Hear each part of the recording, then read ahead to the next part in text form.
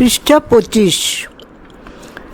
24 একটা ছবি দেওয়া আছে, সেটা বোধহয় সুধীরার ছবি, তার উপরে একজন স্বামীজির ছবি।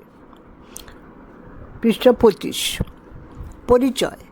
ঊনবিংশ শতাব্দীর ভারতীয় আধ্যাত্ম জগৎ শ্রীরামকৃষ্ণ ও স্বামী বিবেকানন্দের স্পর্শে ধন্য। সমাজে তখন নবজাগরণের উন্মেষ। এই যুগসন্ধিক্ষণে আশুতোষ বসু এবং এলোকেশ্বরী দেবীর কনিষ্ঠা কন্যা সুধীরার জন্ম। তারা যখন কলকাতায় 4 নম্বর স্টার লেনের বাড়িতে থাকতেন, বাহ্য রূপ ঢেকে অন্তরের অশেষ মাধুর্য নিয়ে জন্মেছিলেন মেয়েটি। ছোট থেকেই হাসিখুশি ছোট্ট মেয়েটিকে সকলে আদর করে ডাকত খুদি। খুদি খুদি খুব মিশুকে, চোখ দুটিতে কিন্তু উদাসী ভাব মাখানো। সকলেই ভালোবাসে বুদ্ধিমতী খুদিকে। সচ্ছল পরিবারের মেয়ে সুধীরা আশেপাশের মেয়েদেরও ভালোবেসে আপন করে নিতেন। পাশের বাড়ির মেয়ে মৃণালিনী ছিল তার বন্ধু। তাকে সুধীরা আদর করে মেনু বলে ডাকত, একার নয় উকার। এই মৃণালিনী পরবর্তীকালে ঋষি অরবিন্দের পত্নী। সুধীরার পৈতৃক ভিটা ছিল হুগলি জেলার হরিপাল নামে এক সম্পন্ন গ্রামে।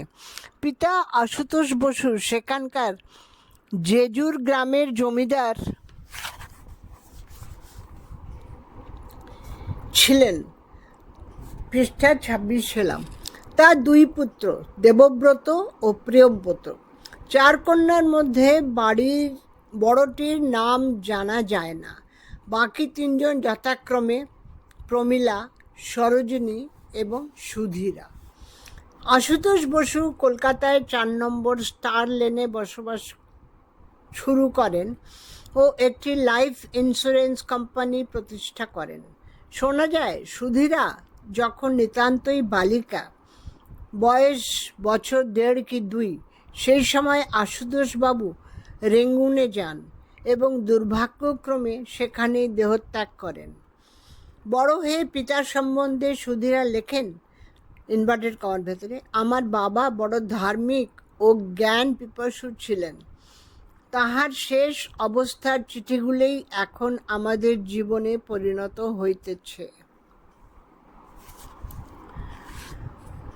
Inverted comma closed. ব্রাহ্ম সমাজে স্ত্রী শিক্ষার প্রচলন ছিল। কলকাতায় বাস করার জন্য সুধীরা 8ম শ্রেণী পর্যন্ত পড়ারও সুযোগ পেয়েছিলেন। শোনা যায় তিনি মহাকালী পাঠশালা ও ব্রাহ্ম গার্লস স্কুলে পড়েছিলেন। সুধীরার দিদিদের কথা বিশেষ জানা না গেলেও বড় দাদা দেবব্রত ছিলেন বিখ্যাত। এবারে দেবব্রতর কথা। এই পাশে একজনকার ছবি দিয়েছে, যে ছবিটি পৃষ্ঠা 24-এও বলছিলাম সুধীরা, তার উপরে একজন আমি বলেছিলাম স্বামীজির ছবি। মনে হয় এটা তার না, লেখা আছে, সরি, দেবব্রত লেখা আছে, তার বড় দাদা। এবারে দেবব্রত পরিচয় দিচ্ছেন। দেবব্রত বড় দাদা দেবব্রত বসু প্রথম জীবনে ছিলেন একজন স্বনামধন্য বিপ্লবী। দেশের স্বাধীনতার আকাঙ্ক্ষা তার ধমনীতে প্রবাহিত ছিল। তিনি শ্রী অরবিন্দের ঘনিষ্ঠ সঙ্গী ছিলেন। এরা দুজনেই আলিপুর বোমার মামলায় পৃষ্ঠা 27 1904 সালে ধরা পড়ে জেল খাটেন। কারাবাসের আরেক সঙ্গী বারিন ঘোষের লেখা চিঠিতে দেবব্রতর কারাবাসের দিনগুলির বর্ণনা পাওয়া যায়। এবারে সেই চিঠিতে বর্ণনা আছে।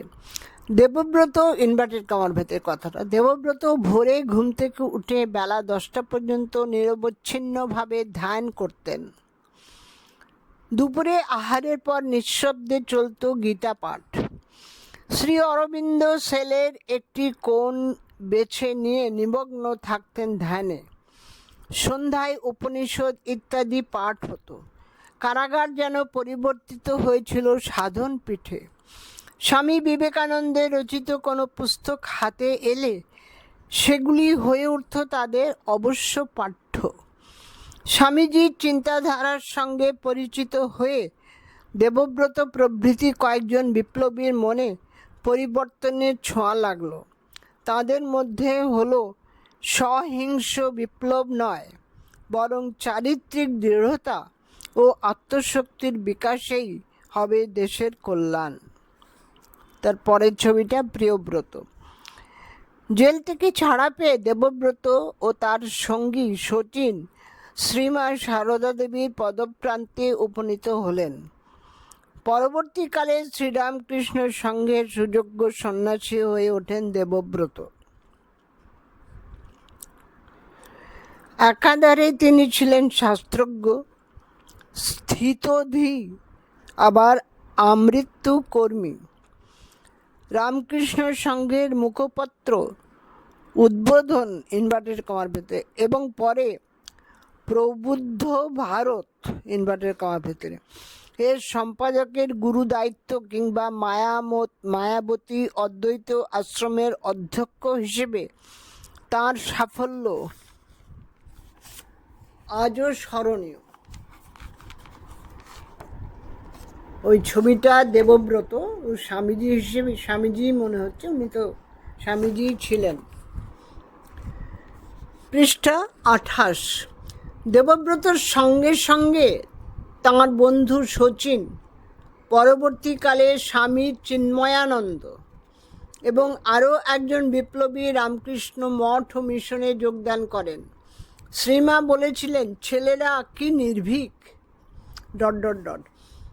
দেশের মধ্যে কি পরিবর্তন এসেছে। সকলেই বলছে তারা স্বামীজির শিষ্য। বসু পরিবারের ব্রতই ছিল দেশের মঙ্গল করা। সুধীরার অন্য ভাই প্রিয়ব্রত বসু নিজের গ্রামের উন্নয়নে মনোনিবেশ করেছিলেন। বহুদিন তিনি জেজুর ইউনিয়ন বোর্ডের প্রেসিডেন্ট ছিলেন। জেজুরে প্রাইমারি স্কুল প্রতিষ্ঠা, সেখানকার রাস্তাঘাটের উন্নতি, যাতায়াতের সুবিধার জন্য সেতু তৈরি ইত্যাদি বহু কল্যাণমূলক কাজ করেছিলেন। প্রিয়ব্রতের পুত্র পুণ্যব্রত গ্রামের জন্য কলেজ, লাইব্রেরি, স্বাস্থ্যকেন্দ্র, পোস্ট অফিস ইত্যাদি প্রতিষ্ঠা করে মানব কল্যাণের ব্রতটি বংশ পরম্পরায় অক্ষুণ্ণ রেখেছিলেন। তাঁদের জমিতে ওই গ্রামের পোস্ট অফিসটি খোলা হয়েছিল। আজও তার অস্তিত্ব সাক্ষ্য দিচ্ছে তাদের গ্রামের উন্নতি করার সদিচ্ছাকে। এই রকম সুচিনাং শ্রীমতাং ইনভার্টেড কমার ভেতরে, ইনভার্টেড কমার ভেতরে এই রকম সুচিনাং শ্রীমতাং ইনভার্টেড কমা ক্লোজড গৃহে সুধীরার জন্ম হয়েছিল।